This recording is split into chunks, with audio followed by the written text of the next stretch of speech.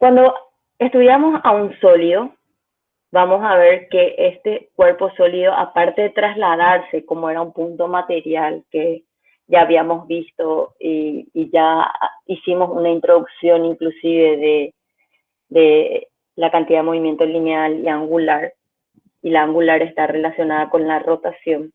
Ya cuando tenemos un cuerpo extenso, cuando tenemos un sólido, este cuerpo es capaz de trasladarse y de rotar al mismo tiempo. Acá, por ejemplo, tienen en un plano el movimiento del sólido que ustedes van a estudiar es solamente en el plano, ¿sí? El cuerpo va a poder girar alrededor de un punto y este punto también puede trasladarse. Entonces, tenemos nosotros por el movimiento circular la ecuación que relaciona la velocidad lineal con la velocidad angular. Y acá pone las componentes de las velocidades. O sea, esto es relacionado a esta gráfica que está acá, para decirle finalmente que la velocidad angular es un vector. Y la relación entre la velocidad lineal y angular está dada por esta ecuación. La energía cinética de rotación va a estar relacionada con la velocidad angular. Y aquí se define una nueva magnitud, que es la sumatoria de todas las masas por R al cuadrado. A eso se le da el concepto de momento de inercia. Y sobre el momento de inercia no es un vector, no es un escalar, es un tensor. Matemáticamente es muy complejo estudiar. Para sistemas continuos, el momento de inercia, la sumatoria pasa a ser una integral, ¿verdad? En el límite cuando delta M tienda a cero. Esto vamos a usar varias veces en los problemas. Muchas veces nos va a dar el radio de giro de una polea, como un ejercicio que vamos a ver ahora, donde se tienen que acordar el concepto. ¿Qué es esta K? La K es la distancia desde el eje de giro a la cual debe colocarse una partícula de la misma masa del cuerpo. Y ustedes, como es un cuerpo plano, estamos estudiando el sólido rígido plano, vamos a ver una de las componentes nomás del momento de inercia, que en este caso es Z, porque es perpendicular al plano formado por estos dos ejes. O sea, el momento de inercia va a tener esta dirección, por decir. Esa componente nomás va a ser, porque es una matriz. Y acá les muestra la relación que tienen con la cantidad de movimiento angular, que en el VIR le llama H. O sea, sería HZ, que es la nomenclatura que yo opté. La nomenclatura que tienen en este material es del Foules. Torque. El torque neto va a ser igual a I por alfa. Esta ecuación van a usar mucho. Como es en el eje S, Z va a ser inercia en ese eje por la aceleración angular. Y las ecuaciones de... Y acá tienen un pequeño resumen en esta tabla de las ecuaciones que necesitan. La comparación cuando tienen traslación y cuando tienen rotación. Teorema de los ejes paralelos es súper útil cuando un cuerpo gira alrededor del centro de masa. Entonces esto está girando así. Si gira con respecto al centro de masa, van a tener este momento. Y si gira con respecto a otro eje, mi hoja, así. Ok, entonces ustedes tienen el centro de gravedad sería donde se cruzan las dos diagonales. Entonces, prácticamente va a ser acá, en el medio.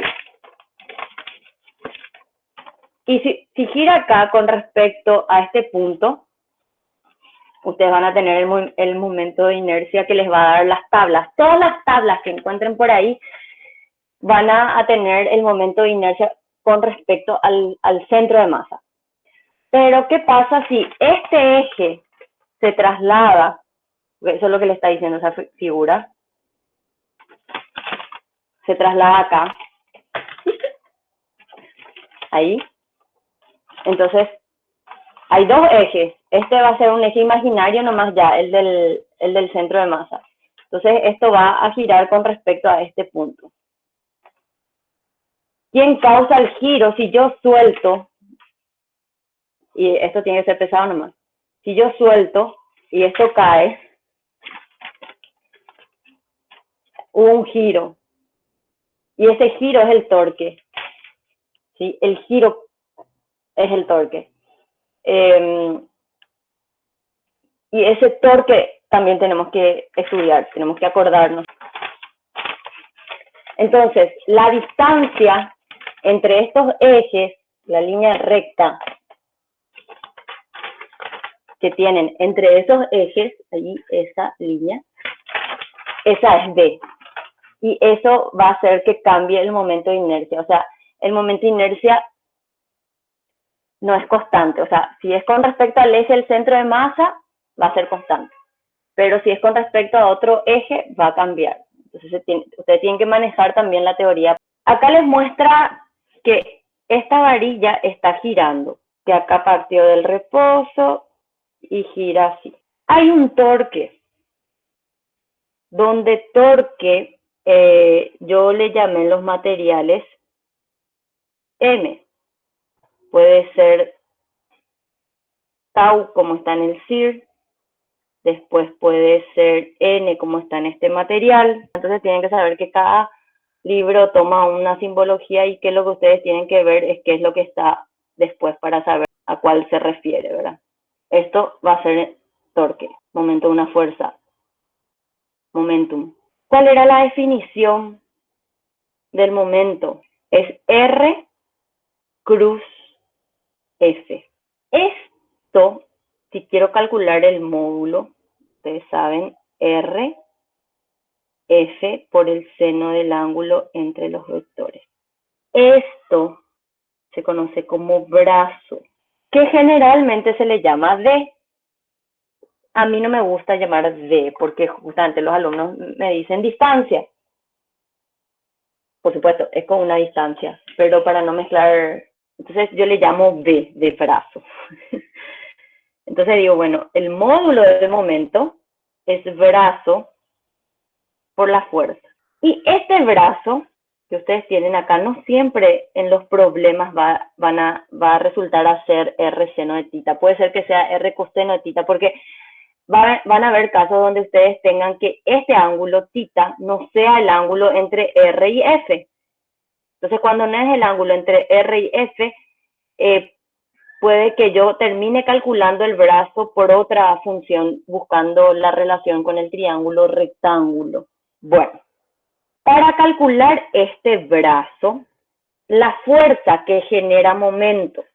Acá ustedes tienen dos fuerzas, por ejemplo. Tienen la normal y tienen el peso. Ambas generan momento, pero nosotros tenemos que decir con respecto a qué eje queremos calcular el momento. Entonces calculamos el momento con respecto a este punto que es el que está fijo. Este va a ser nuestro pivot, nuestro punto O, y el eje va a pasar por acá. Entonces esa normal es perpendicular al soporte que están teniendo, que está sosteniendo esa varilla. Para la fuerza peso se tiene que dibujar la línea de acción de la fuerza. La línea de acción de la fuerza era la recta que contiene al vector. Acá está el peso. El ángulo tita es este ángulo. ¿Dónde está R? Analizando esta ecuación, R cruz F. R va a ser esto. Esto es R. Acuérdense cómo se medía el ángulo entre los vectores. Tenían que ser concurrentes, cursillo, ¿verdad? El vector A, el vector B y el ángulo de entre los vectores era alfa, ¿verdad? Y acá tenían la resultante.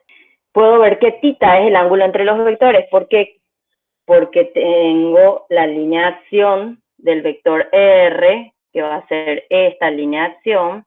Entonces, el vector pues siempre se puede trasladar sobre su línea de acción. Entonces, R se puede trasladar acá. Y ahí vemos que tita sí es el ángulo entre P y R. Nos va a quedar con la función seno. Tenemos que dibujar la longitud R seno tita. Entonces, ustedes saben que R seno tita es una longitud y es uno de los catetos del triángulo rectángulo. ¿Y qué tiene que ser R? R tiene que ser la hipotenusa.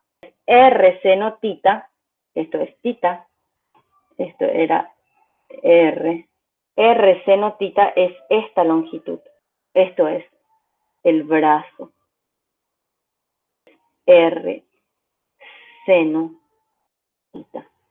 Y a mí siempre me gusta decirle a los alumnos, en cada uno de los ejercicios le digo, el brazo es la recta perpendicular a la línea de acción que contiene el vector que genera el momento y que une con el eje de giro. Y repito esa oración, ¿verdad? Entonces fíjense que es una recta perpendicular a la línea de acción que contiene el vector que genera el momento y que une con el eje de giro o el pivot. En este caso sí es eje de giro, pero entonces fíjense que brazo es R seno tita. Ok. ¿A qué va a ser igual esta R seno tita para este ejemplo en particular? Vamos a leer el enunciado. Dice, una varilla de longitud L y masa M rota sin fricción en torno a un eje que pasa por un punto situado a una distancia igual a L sobre 3 en uno de sus extremos. La misma se suelta a la posición horizontal. Desde el reposo se pide determinar la aceleración angular inicial, la velocidad angular cuando la misma esté faltó algo ahí. Bueno, pero a mí lo que me interesa es hallar el brazo. Para hallar el brazo, el dato que tenemos que tener en cuenta acá es dónde está el eje. ¿Dónde está el eje? El eje está a 1/3 del extremo. Esto es 1 sobre L, 1/3 de L. Y acá, esta distancia al centro donde está actuando P es medio L. ¿Y cuánto vale el módulo de R entonces para calcular el brazo? El módulo de R por el seno de tita. R simplemente va a ser un medio, ¿sí? Menos 1/3 de la longitud. Eso va a ser el brazo. Entonces, el momento es 1/3 menos 1/2, era ese, 1/6, sí. Es 1/6 de L seno tita.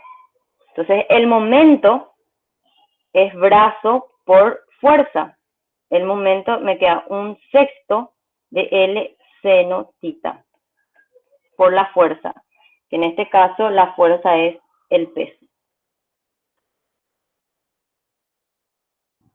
Entonces tenemos que momento, el módulo del momento es I por alfa. Y finalmente igual, el momento que es 1/6 de L seno tita mg, que mg es el peso. Entonces de ahí puedo hallar alfa. Y acá les hace, tienen que calcular el momento de inercia con respecto al centro de masa más la distancia que era m d cuadrado, donde d cuadrado hallamos que era 1/6 de L. Por eso tienen esta expresión. Entonces de ahí les sale que el momento de inercia con respecto a ese eje es 1/9 de ml cuadrado. Y eso reemplazan acá. Acá les pide, así pues tenemos seno tita igual a 0. Esto va a ser en la posición vertical. Esto es en la posición vertical, por eso el ángulo 0. Entonces de ahí hallan alfa. Y después les pide hallar la velocidad angular. Entonces hacen por conservación de energía. Y no se olviden que la energía es constante y lo único que cambia acá es que la energía cinética, o K, como le quieran llamar, es la energía cinética de rotación y de traslación, 1/2 y omega cuadrado más 1/2 m d cuadrado, donde esta velocidad es la velocidad del centro de masa. Bueno, esta fórmula también tenemos que recordar para pasar a hacer los ejercicios. La sumatoria de todas las fuerzas que actúen sobre un cuerpo que gira y se traslada va a ser igual a m por la aceleración del centro de masa. Podemos tener una superficie. Estas superficies son rugosas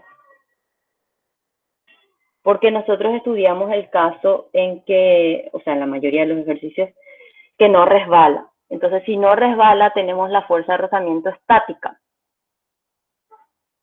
No se desliza. Entonces, si no hay deslizamiento, va a actuar la fuerza de rozamiento estática. Y esa fuerza de rozamiento estática no realiza trabajo, porque no hay desplazamiento.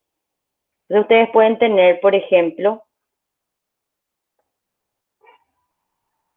un cuerpo que se desliza. O sea, este cuerpo vamos a suponer que se va a trasladar. Y vamos a tener un cuerpo que solo va a girar. O sea, imagínense que este cuerpo solo va a rotar.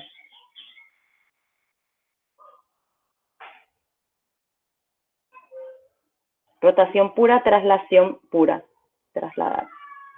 Traslación voy a poner, ¿verdad? Bueno, estoy escribiendo lo que digo. Uno solamente hace la traslación, el otro solamente hace rotación. Es una rueda, es un disco. Entonces su centro va a estar acá. Entonces tenemos movimiento de traslación, movimiento de rotación. Acá sería un movimiento circular, podemos pensar que es uniforme. Si se traslada, generalmente nosotros lo que teníamos eran bloques, así, y que se movía, y decíamos que llevaba cierta velocidad. Entonces todos los puntos de este bloque se van siempre a la misma velocidad. Eso era lo que nosotros sabíamos bien. Imaginemos que ese bloque es esta rueda que se traslada, porque no puedo poner ese bloque como ejemplo porque no va a girar. Entonces, vamos a tener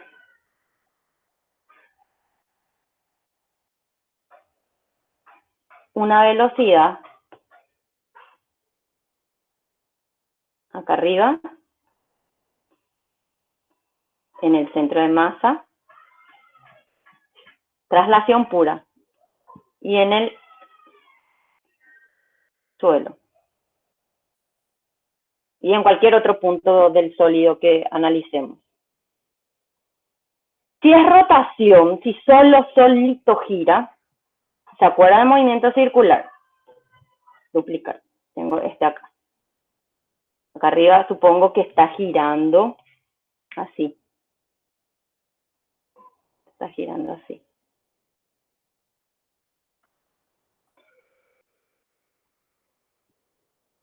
Acá el centro no gira, el centro está siempre en el mismo lugar. El centro no cambia. En cambio abajo no se va a ver.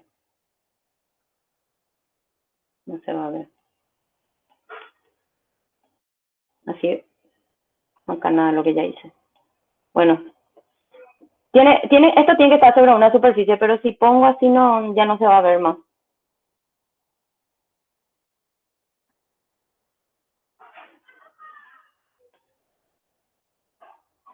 En un movimiento circular uniforme, esta sería su velocidad. ¿Qué pasa si sumamos los movimientos?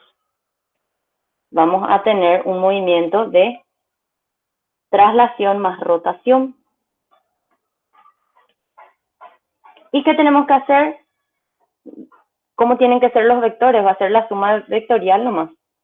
Entonces acá arriba voy a tener 2b, b más b, 2b.